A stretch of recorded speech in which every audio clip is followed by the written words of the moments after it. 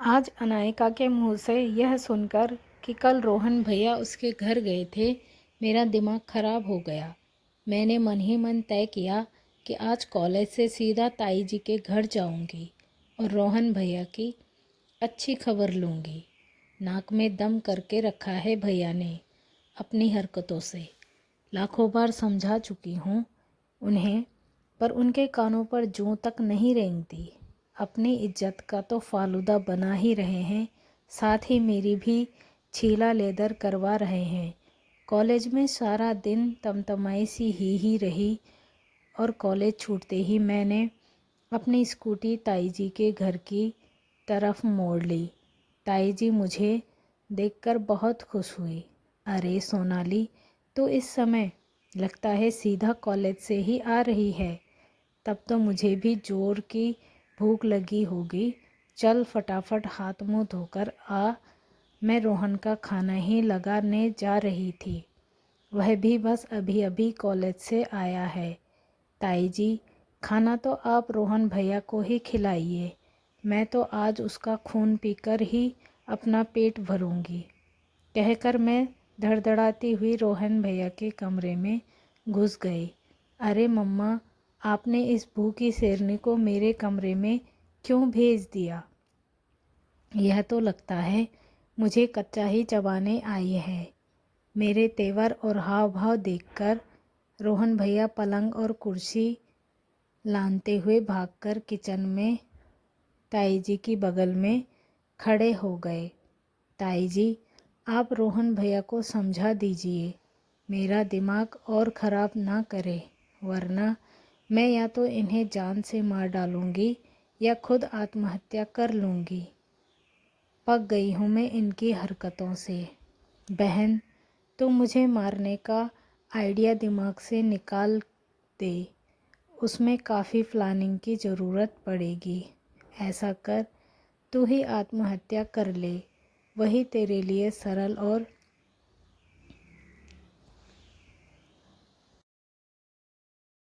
परिवार के लिए कम सुखद होगा।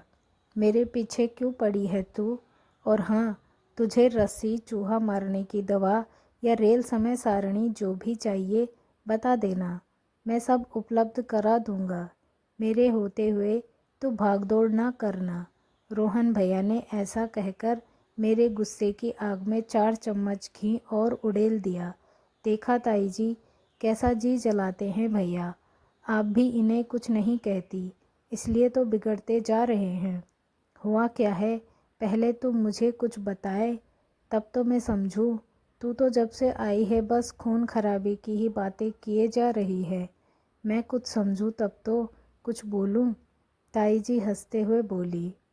ताई जी, आप इन्हें समझा दीजिए कि मेरी सहेलियों का पीछा करना छोड़ दे। सोनाली गुस्से से बोली। ओए कद्दू, कौन करता है तेरी सहेलियों का पीछा? वही मेरे पीछे पड़ी रहती है। कोई कहती है रोहन जी प्लीज़ मेरा लाइब्रेरी कार्ड बनवा दीजिए।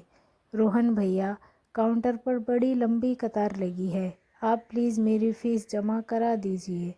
अब कोई इतने प्यार से विनती करे तो मैं कोई पत्थर दिल तो नहीं हूँ जो पिघलूँ ना। छोटे मोटे काम कर देता हूँ, क्या करूँ, मेरा दिल ही कुछ ऐसा है, किसी को मना कर ही नहीं पाता हूँ। अपनी व्यवस्था बताते हुए रोहन बोला। हाँ, जैसे मुझे समझ में नहीं आता कि आप क्यों उनका काम करते हैं। उन पर अच्छा प्रभाव डालने के लिए भला इससे अच्छा मौका और कहाँ मिलेगा आपको। अब तुम ही बताओ मम्मा, इस चूहिया की कुछ सहेलियाँ मेरे पास आकर कहती है प्लीज़ रोहन भैया हमारा फलाना काम करवा दीजिए, तो मैं भला कैसे मना कर सकता हूँ उन्हें। जब उन्होंने मुझे भैया कह दिया तो मेरी मुंह बोली बहनें हो गई ना। और बहनों के प्रति भाई की कुछ जिम्मेदारी बनती है कि नहीं। और कुछ कहती है रोहन जी प्लीज़ हमारा फलाना काम कर दीजिए। रोहन जी कहने वालों के भी प्रति तो मेरी जिम्मेदारी और भी बढ़ जाती है कि न जाने भविष्य में इनमें से किसके साथ मेरा रिश्ता जुड़ जाए। इसलिए उनके काम तो मैं अपनी यथाकथित बहनों के काम से भी ज़्यादा रुचि और मन से करता हूँ। रोहन, तू सचमुच बिगड़ रहा है। ज़रूरत से ज़्यादा नटखटपन अच्छी बात नहीं है। सोनाली तेरी बहन है तो इसकी सहेलियाँ भी तेरी छोटी बहन ही हुई। तुझे हर एक के साथ तमीज़ से पेश आना चाहिए। ताई जी उन्हें समझाते हुए बोली। मम्मा, अब आप भी सोनाली की भाषा न बोलिए। जिसने मुझे भैया कह दिया वह तो मेरे लिए सोनाली के ही समान हो जाती है। पर जो खुद ही मुझे भैया न कहना चाहे, रोहन जी प्लीज़ कहे, तो वहाँ मैं नटखट कैसे हो गया। नटखट तो वह हुई ना। मुझे पता था कि रोहन भैया से बहस में जीतना असंभव है। उनकी वाक्य पटुता ने ही तो उनके व्यक्तित्व में चार चांद लगाकर उन्हें हमारे कॉलेज का हीरो बनाकर मेरे लिए मुसीबत खड़ी कर दी थी। कॉलेज में उनके चाहने वालों की एक लंबी कतार है, इसलिए बहुत सी युवतियां मुझे पुल बनाकर उन तक पहुंचने की कोशिश में किसी न किसी बहाने मेरे आगे पीछे लगकर मेरा जीना मुश्किल करती रहती है। फिर जिनको रोहन भैया थोड़ा भी भाव दे देते हैं, वे तो तारीफ़ों के पुल बांधकर उन्हें आकाश पर बैठा देती, और जिन पर उनकी नज़रें इनायत नहीं होती, वे उनमें दस दोष निकाल देती है। मेरे लिए दोनों ही तरफ ही बातें सुनना बर्दाश्त के बाहर हो जाता है, और कई बार अनायास ही मैं लड़कियों से बहस कर बैठती हूँ। रोहन भैया कॉलेज तक तो ठीक था, पर अब तो आपने मेरी सहेलियों के घर के चक्कर काटना और उनके घर आना जाना शुरू कर दिया है। आखिर चाहते क्या हैं आप? सोनाली ने नाराज़गी जाहिर करते हुए कहा। ए छिपकली, तेरी कौन सी सहेली हूर की परी है जिसके घर के चक्कर में काटने लगा? जरा मैं भी तो सुनूं। रोहन भैया अपनी हैकड़ी जमाते हुए बोले।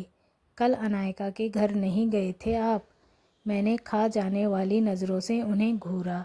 अच्छा, जिसके घर कल मैं गया था उसका नाम अनायका है? तब तो निश्चय ही वह हूर की परी होगी। अच्छा किया जो तुमने मुझे बता दिया। अब कल उसे कॉलेज में गौर से देखूंगा, कहकर रोहन भैया ज़ोर ज़ोर से हंसने लगे। हद हो गई रोहन भैया, आपकी बेशर्मी की। मैंने भी चिढ़कर अपनी मर्यादा की सीमा लांघते हुए देखा।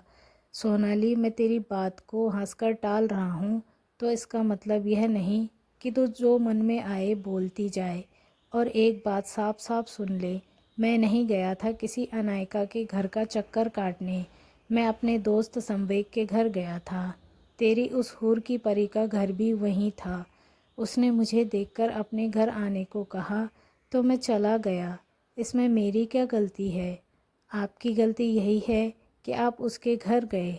उसने आपको बुलाया या आप वहाँ गए मैं नहीं जानती, पर आपका अनायका के घर जाना ही आज कॉलेज में दिन भर चर्चा का विषय बना रहा था। सब बोल रहे थे कि अनायका और रोहन के बीच कुछ चल रहा है। आप सोच भी नहीं सकते कि यह सब सुनकर मेरा दिमाग कितना ख़राब होता है। रोज़ किसी न किसी के साथ आपका नाम जोड़ा जाता है। मुझे लग रहा था कि आप सुधर रहे हैं, तभी अनायका का नाम लिस्ट में जुड़ गया। मेरे और अनायका के बीच कुछ चल रहा है, यह बात अनायका ने मुझे क्यों नहीं बताई? इतनी बड़ी बात मुझसे छिपा कर रखी। मुझे भी तो बता देती तो मैं थोड़ा अपने पर इतरा लेता। रोहन भैया ने चिंतित मुद्रा में मुंह बनाकर कहा। सोनाली, कमी मुझ में नहीं, उन लड़कियों की सोच में है। किसी से दो बातें कर लो तो सीधा चक्कर चलना ही मान बैठती है। रोहन भैया मेरी किसी बात को गंभीरता से लेने को तैयार ही नहीं थे। मैं झक मारकर वहाँ से उठ ही गई। ठीक है रोहन भैया, आपके लिए तो इस बात पर मजाक ही होती है, पर कॉलेज में होने वाली बातों का मुझ पर असर पड़ता है। कोई मेरे भाई के बारे में अनाप शनाप कहे तो मैं बर्दाश्त नहीं कर पाती हूँ। अगले साल मैं अपना कॉलेज ही बदल दूँगी। न आपके कॉलेज में रहूँगी, न आपके बारे में कुछ सुनूँगी, और न ही मेरा दिमाग ख़राब होगा। कहकर मैं अपना बैग उठाकर वहाँ से निकल पड़ी। ओए मधुमक्खी, कॉलेज बदलना तो अकेले ही जाना, अपनी सहेलियों को मत ले जाना, वरना मेरे कॉलेज में तो पतझड़ आ जाएगा, कहकर रोहन भैया फिर हो करके हंसने लगे। मुझे पता था कि रोहन भैया कितने चिकने घड़े हैं, मेरी किसी बात का उन पर कोई असर नहीं पड़ेगा। फिर भी हर 10-15 दिन में मैं उनसे इस बात को लेकर बहस कर ही बैठती थी।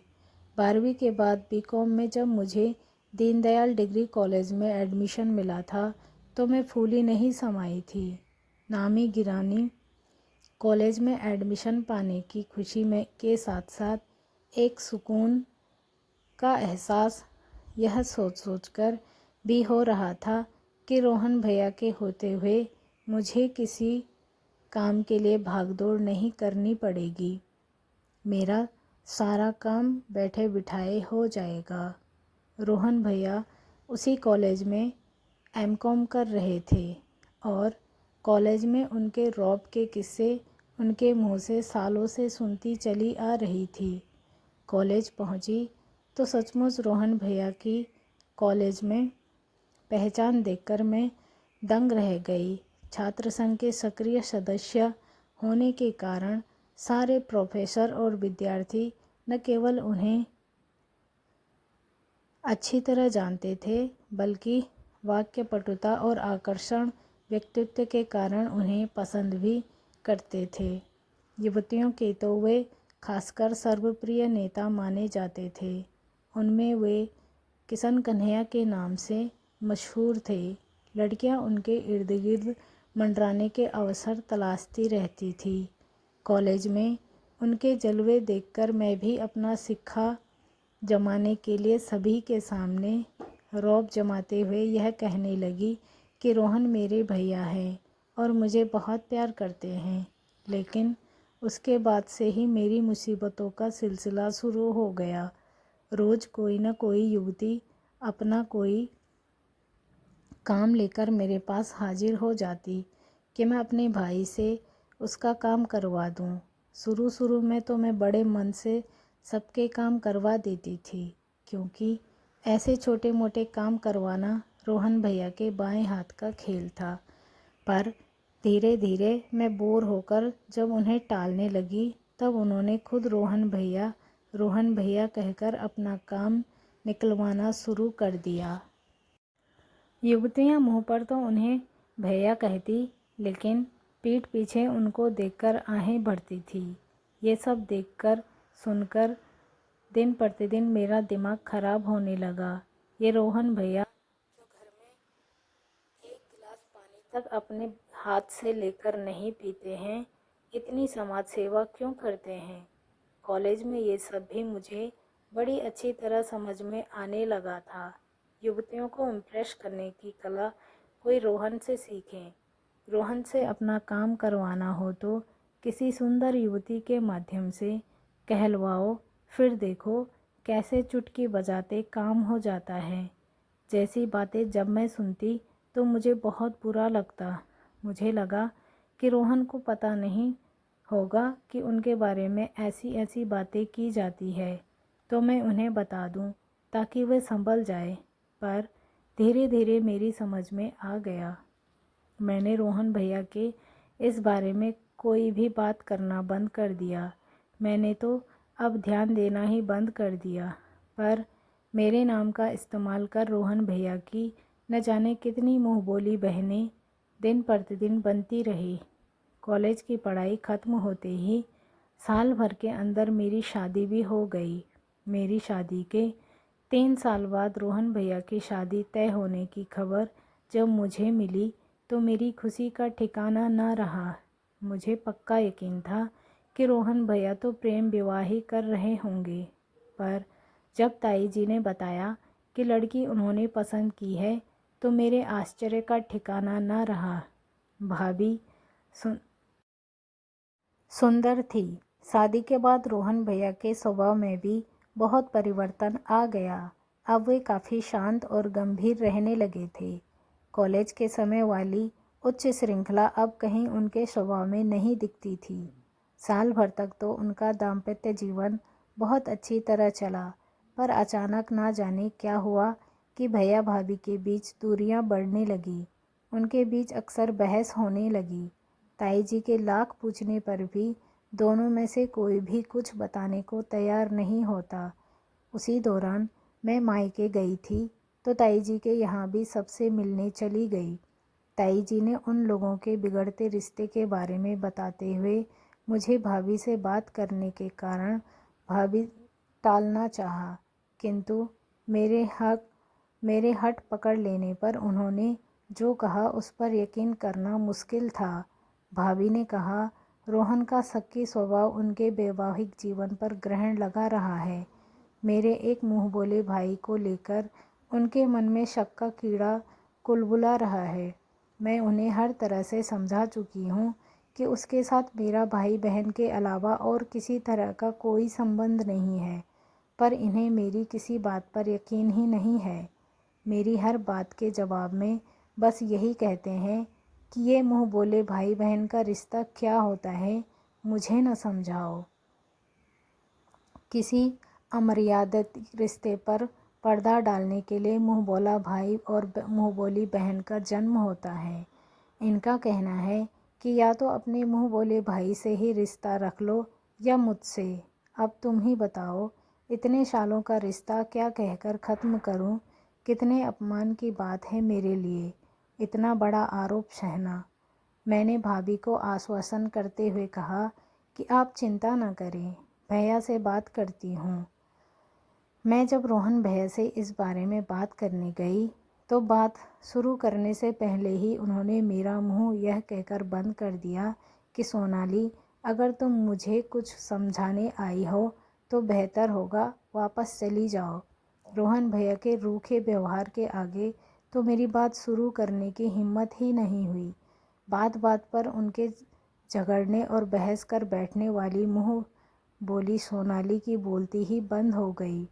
पर बात चूँकि उनके वैवाहिक रिश्ते को बचाने की थी, इसलिए हिम्मत करके मैं उनके पास बैठ गई। रोहन भैया, बात इतनी बड़ी नहीं है कि आपने अपना और भाभी का रिश्ता दांव पर लगा लिया है। भाभी कह रही है कि उनका मुंह बोला भाई है, तो उनकी बात का आप यकीन क्यों नहीं करते?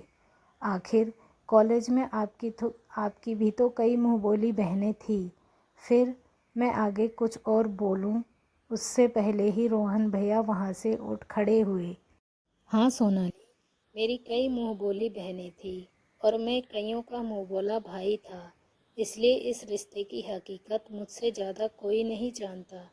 कह दो अपनी भाभी से, या तो मैं या यह मुंह बोला भाई, जिसे चुनना है चुन ले। मैं अवाक सी भैया का मुंह देखती रह गई। कॉलेज वाले भैया तो वे थे ही नहीं जिनमें से कुछ बहस कर सकती।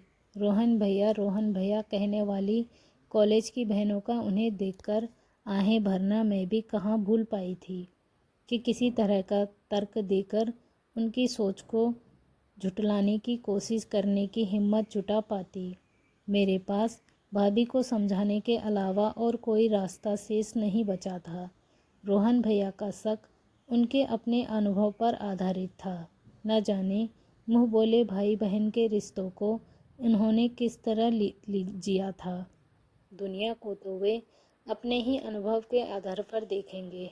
रिश्ता बचाना है तो आपके सामने रोहन भैया की शर्त मानने के अलावा और कोई रास्ता नहीं है भाभी, क्योंकि उनका शक उनके अनुभव पर आधारित है और अपने ही अनुभव को भला वे कैसे नकार सकते हैं। रिश्ता बचाने के लिए त्याग आपको ही करना पड़ेगा। भारी मन से भाभी से यह सब कहकर मैं चुपचाप अपने घर की ओर चल दी। अपने घर की ओर चल दी और अपना जीवन एक नए सिरे से जीने लगी। दोस्तों, स्टोरी अच्छी लगे तो चैनल को ज़रूर सब्सक्राइब कीजिए। मिलते हैं अगली स्टोरी में, तब तक के लिए बाय बाय। और स्टोरी को अपने दोस्तों के साथ शेयर करें। धन्यवाद।